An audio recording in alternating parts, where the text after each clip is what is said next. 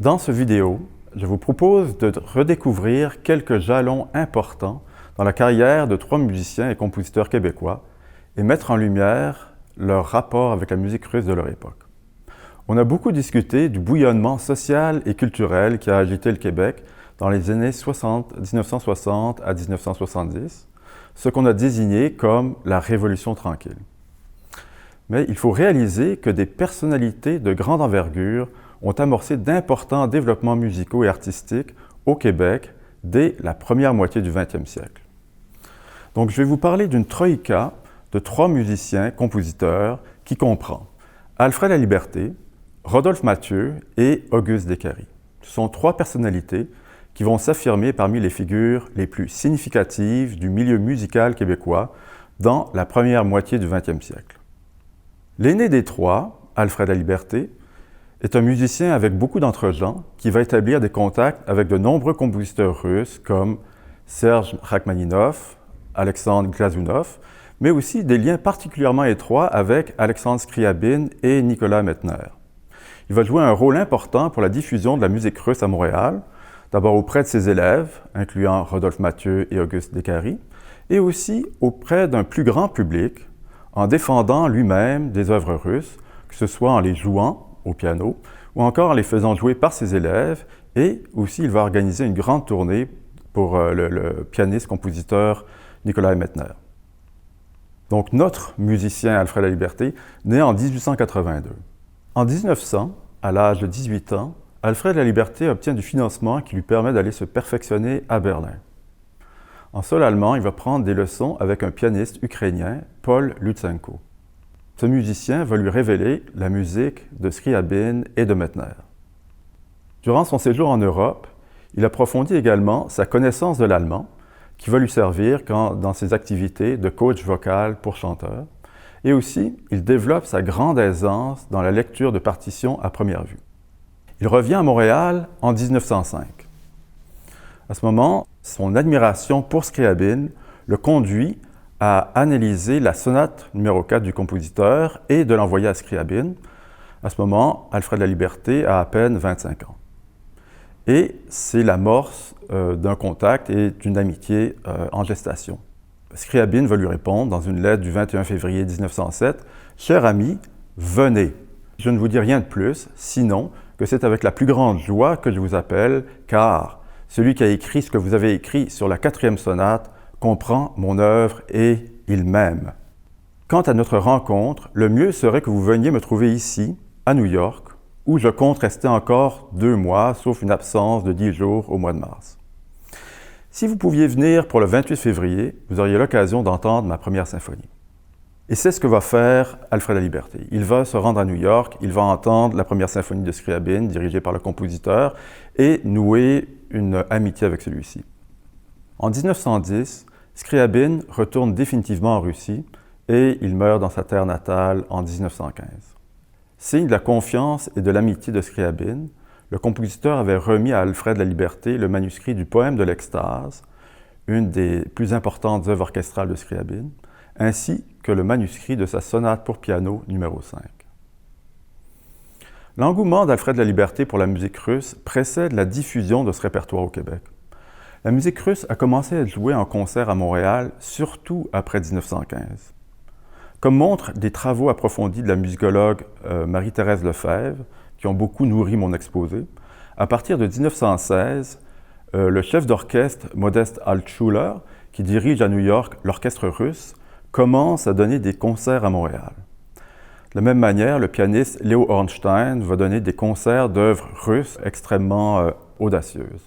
Alfred Laliberté avait beaucoup d'entre-gens et son amitié avec Scriabine devait lui fournir beaucoup de contacts dans les hautes sphères du monde musical.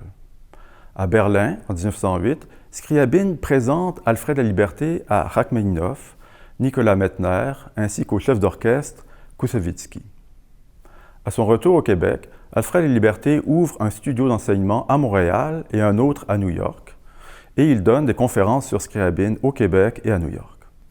La réputation de proche de Scriabine et de défenseur de la musique du musicien russe est telle que de grandes personnalités musicales contactent Alfred Laliberté en 1919.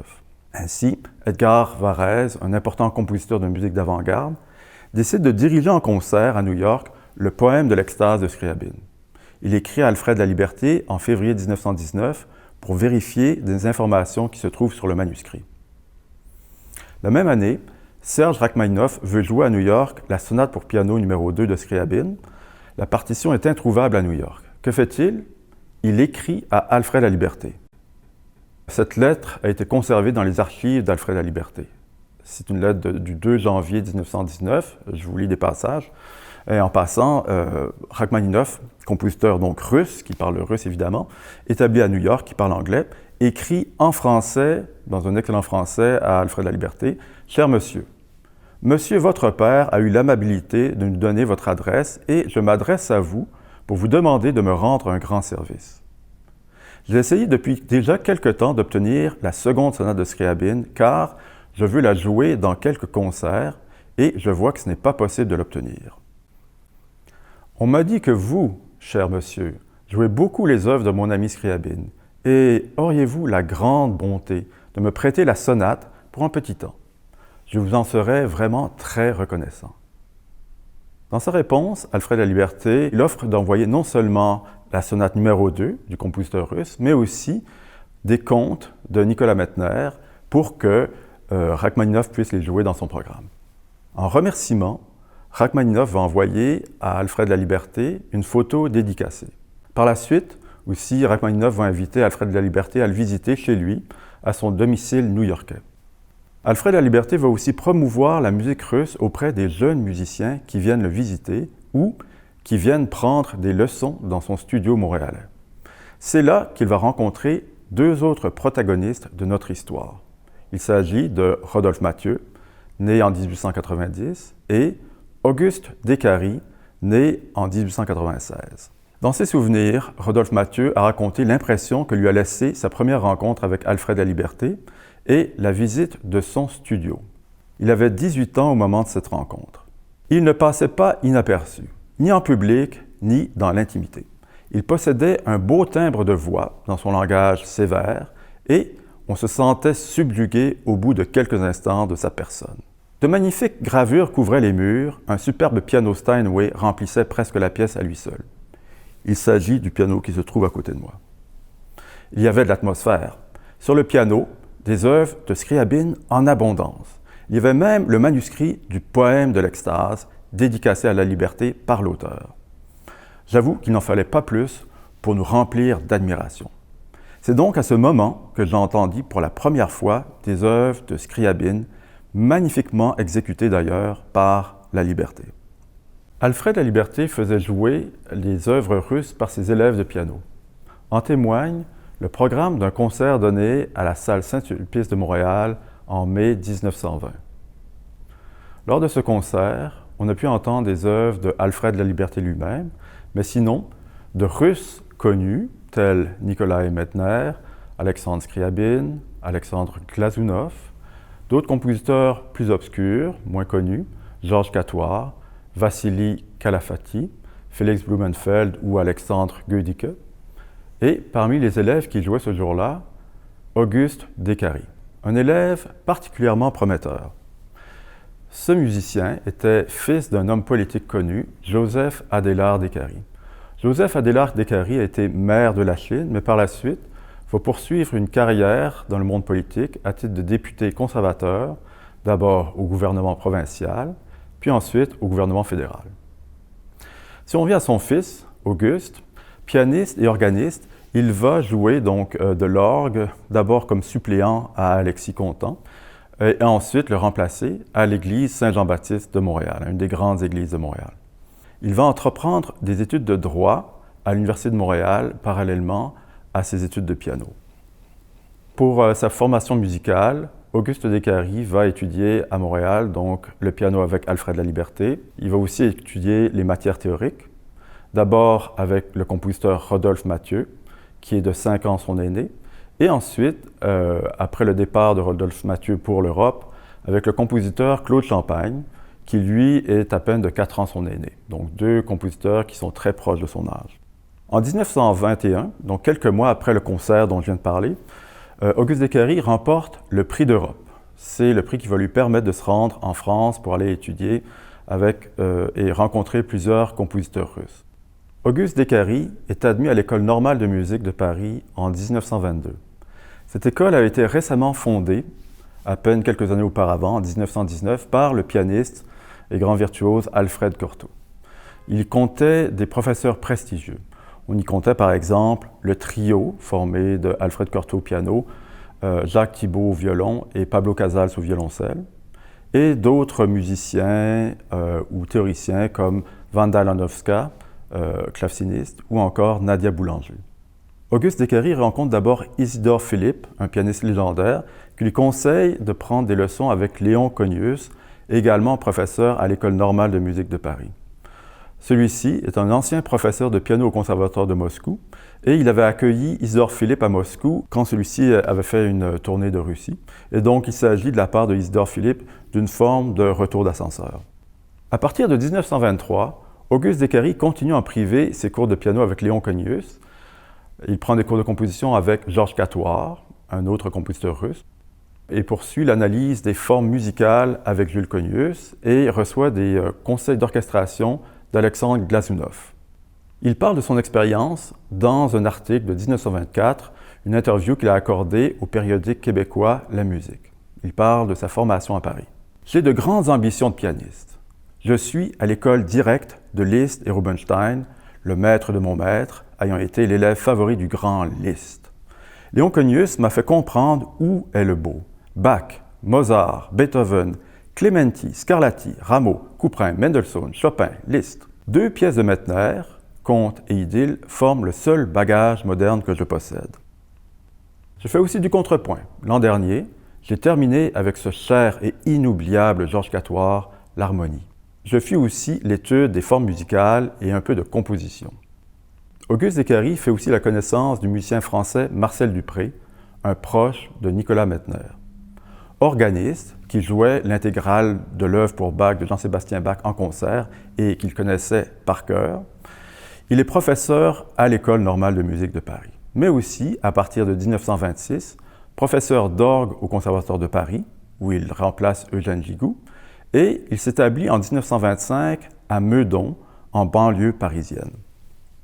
Et en novembre 1927, Auguste et Marcel Descaries reçoivent une invitation à un concert privé donné chez Marcel Dupré. Sur la carte d'invitation, on lit « Monsieur et Madame Marcel Dupré prient Monsieur et Madame Descaries de leur faire le plaisir d'assister à une soirée qu'ils donneront en l'honneur du compositeur russe Nicolas Mettner. » Et tout ça se tient à Meudon. Le programme est composé entièrement d'œuvres pour piano de Nicolas Mettner, jouées par le compositeur lui-même. On y trouve entre autres l'improvisation Nymphe des eaux, ou Roussalka, qui est une des grandes œuvres de Mettner de ces années-là, et une œuvre qu'il a dédiée à son mécène, ou du moins à son hôte, Marcel Dupré. Les vacances estivales sont aussi l'occasion de grandes réunions de la communauté russe en dehors de Paris. Serge Rachmaninov vient habituellement passer l'été en France. Là, il retrouve Nicolas Mettner, Léon Cognius, le frère de celui-ci, Jules Cognius, Marcel Dupré, Alexandre Glazunov, dans des lieux de villégiature en Normandie, en Bretagne, au Pas-de-Calais. On voit dans la correspondance d'Auguste et Marcel Descaries qu'ils participent à ces réunions. Alfred Laliberté aussi, il figure dans des photos qui nous conservent le souvenir de ces réunions. Ces années marquent la fin du séjour d'études de 8 ans d'Auguste Descaries en France. Pour couronner son cursus d'études, il donne une série de 6 concerts à Paris. Le premier de ces 6 concerts se tient à la salle du Conservatoire de Paris le 27 février 1929. Il inclut des œuvres de Rachmaninov et de Nicolas Mettner, ainsi que des œuvres du XVIIIe siècle français, de Marin-Marais et de Jacques Dufly. Dans l'avant-dernier concert, le 20 novembre 1929, dans la nouvelle salle de l'École normale de musique, on retrouve des œuvres de compositeurs français, la première arabesque, les Ministrels de Debussy, une œuvre virtuose d'Isaac Albéniz, Triana, extrait de son recueil Iberia, une œuvre écrite au début du XXe siècle, ainsi que des œuvres du compositeur russe Nicolas Mettner, 2 contes, l'opus 34, numéro 2, et l'opus 20, numéro 1. Donc, dans les années 1920 à 30, après la mort de Scriabine, Alfred Laliberté continue ses voyages estivaux en France. En 1922, il rencontre l'organiste Marcel Dupré, l'ami de Nicolas Mettner, comme nous l'avons vu. En 1923, il rencontre Mettner lui-même, qu'il avait déjà croisé brièvement en 1908, et il s'attache à sa cause. Il va se faire le défenseur de l'œuvre et de la personne de Mettner. En 1925, il va donner un concert au Town Hall de New York avec la soprano Florestine Fortier et il donnait des œuvres de Bach, de Handel, de Brahms, du compositeur russe Catois, on se souvient, c'était le professeur d'écriture d'Auguste Descaries, des œuvres des Français Debussy et Bachelet, mais aussi Mettner, dont la création de la sonate vocalise. On y trouve également la prestation de 3 œuvres de Laliberté lui-même. En 1928, un musicien français fait la manchette en Amérique du Nord. Maurice Ravel entreprend une tournée américaine de 4 mois. Il fait escale à Montréal pour un concert le 19 avril 1928. À cette occasion, il joue à 4 mains la suite « Ma mère loi » avec un ami, le pianiste québécois Léopold Morin. Est-ce à ce moment qu'est née chez les amis de Nicolas Mettner l'idée d'organiser une tournée similaire du compositeur russe en Amérique du Nord? À l'été 1928, une réunion estivale de Rachmaninov et de l'entourage de Mettner à Villers-sur-Mer, en Normandie, permet de planifier cette tournée de concerts. Alfred Laliberté prend en charge l'organisation de la tournée au Canada, en Ontario, à Toronto, et au Québec, dans les villes de Montréal, Québec, Trois-Rivières et Sherbrooke. Pour sa part, le compositeur et musicologue Alfred Swan prend en charge l'organisation de la tournée aux États-Unis. Rodolphe Mathieu semble avoir beaucoup moins fréquenté les personnalités russes que ses confrères. Du moins, ses échanges sont peu documentés. De plus, son séjour est beaucoup plus court que celui d'Auguste Descaries, et il s'est rendu en Europe beaucoup moins fréquemment qu'Alfred Laliberté. Néanmoins, il raconte quelques impressions de ces échanges. Dans ses souvenirs, on lit « Mais c'est à Paris que j'ai entendu, en mai 1921, le poème de l'extase et Prométhée pour la première fois sous la direction de Koussevitzky à la salle Gaveau. Ce fut à Paris aussi que j'eus le privilège de faire la connaissance de la fille de Scriabine chez le compositeur Alexandre Tansman, un compositeur polonais. Il semble d'ailleurs que Mathieu a parlé d'Alfred Laliberté à Marina Scriabine, la fille du compositeur. Il continue dans ses mémoires. Mademoiselle Scriabine s'est rappelé en effet qu'un Canadien était venu voir son père plusieurs fois, mais elle ne se souvenait pas si c'était pour des leçons, car, dit-elle, mon père n'enseignait pas, sauf un an seulement au Conservatoire de Saint-Pétersbourg. Ainsi, à première vue, les liens de Rodolphe Mathieu avec la culture russe peuvent sembler moins solides que ceux d'Auguste Descaries ou d'Alfred Laliberté. Mais je vais revenir plus loin sur le rôle de Rodolphe Mathieu à la fin de cette causerie, et c'est par le style de sa sonate pour piano que je vais justifier ses liens avec la musique russe. Auguste Descaries revient au Québec en 1930. 1930, c'est la crise économique. Alors il se multiplie pour gagner sa vie comme musicien professionnel. Il donne des concerts, incluant la musique russe, bien entendu. Il donne des leçons de piano, d'abord au Conservatoire national d'Eugène Lapierre, où on enseignait surtout la musique religieuse. Par la suite, à partir de 1943, après la fondation du Conservatoire de musique du Québec à Montréal, dans cette institution, il participe à plusieurs ensembles de musique de chambre, dont la société Euterpe, avec laquelle il enregistre pour la radio de Radio-Canada. Auguste Descaries commence par donner une série de concerts à son retour. Par exemple, le 8 mars 1931, il se produit en concert au His Majesty's Hall de Montréal. Au programme, on trouve une œuvre de son ami compositeur Claude Champagne, qu'il a fréquenté en France, des œuvres françaises de Gabriel Fauré, du russe Nicolas Mettner. Il donne des cours-conférences, comme par exemple la série de 5 conférences qu'il donne en 1933, des conférences qui sont illustrées au piano et qui, ici, décrivent l'évolution de l'écriture musicale. Nous avons vu que Alfred Laliberté et Auguste Descaries fréquentent et défendent la musique d'un large cercle de compositeurs russes. Néanmoins, cela exclut 2 personnalités de premier plan. Igor Stravinsky et Serge Prokofiev. Il faut dire qu'au sein du cercle de compositeurs dont nous avons parlé, les personnalités entretenaient des rapports plutôt distants avec Stravinsky et Prokofiev et prônaient une esthétique post-romantique qui avait peu à voir avec l'avant-gardisme de ces deux compositeurs. Une entrevue de Alfred Laliberté nous renseigne sur ses sentiments à l'égard de ces deux compositeurs et plus généralement de l'avant-garde musicale des années 30.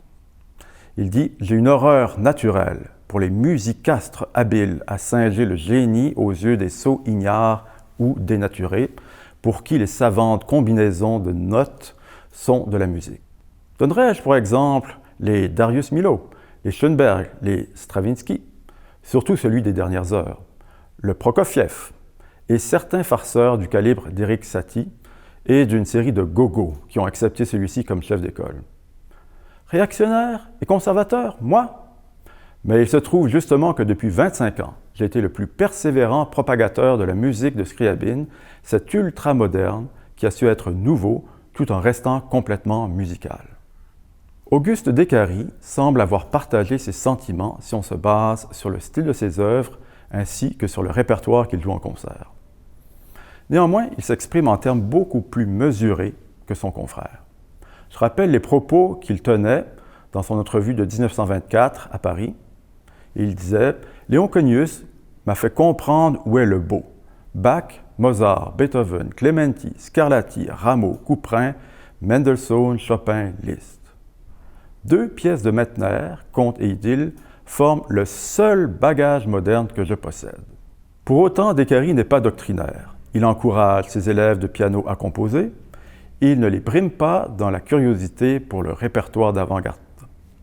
Par exemple, son élève Samuel Leviton joue non seulement des œuvres de Descaries, mais aussi du Canadien Marvin Duchamp, dont une première audition, de l'audacieux Stephen Wolpe, et aussi des arrangements d'œuvres pour orgue de Bach par les soins de Samuel Leviton lui-même. Dans ses souvenirs, Rodolphe Mathieu explique, je cite, « Après Scriabine, Alfred Laliberté entreprit un autre compositeur russe, Nicolas Mettner, et lui décerna le qualificatif du plus grand génie musical du siècle. Mais je ne crois pas que Laliberté fût sincère et qu'il croyait réellement que Mettner avait du génie. Laliberté était trop musicien d'instinct pour ne pas voir la différence énorme qu'il y avait entre seulement l'écriture de Scriabine et celle de Mettner. Car, si je me permettais de faire un peu de critique, je serais plutôt porté à dire que Scriabine était 100 ans en avant sur son temps et Mettner 100 ans en retard sur son temps. » Des propos qui reflètent davantage, je crois, l'opinion de Rodolphe Mathieu sur Nicolas Mettner que ceux d'Alfred Laliberté, dont l'admiration est difficilement contestable. Ainsi, quand on compare les trois figures de notre troïka québécoise, chaque musicien a son profil particulier. Alfred Laliberté, c'est l'esthète au verbe coloré, promoteur et organisateur hors pair. Auguste Descaries, compositeur pianiste d'esthétique post-romantique, s'inscrivant dans la tradition de Rachmaninoff ou de Nicolas Mettner.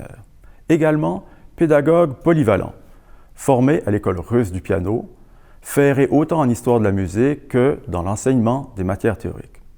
Et finalement, Rodolphe Mathieu, musicien qui se voue entièrement à la composition, un phénomène tout nouveau au Québec, et qui défend le répertoire d'avant-garde. Les filiations esthétiques et stylistiques des œuvres d'Auguste Descaries et de Rodolphe Mathieu avec la musique russe sont sensibles à l'oreille. Au moment de clore ma présentation historique, je vous invite donc à écouter des enregistrements vidéo qui la complètent avec des prestations d'œuvres russes par Janel Fang et Matt Herskovitz pour apprécier par vous-même ces liens. Ainsi, il me semble que la belle pièce d'Auguste Descaries intitulée « Serenitas » s'inscrit dans un même esprit que le prélude opus 11, numéro 8 de Scriabine.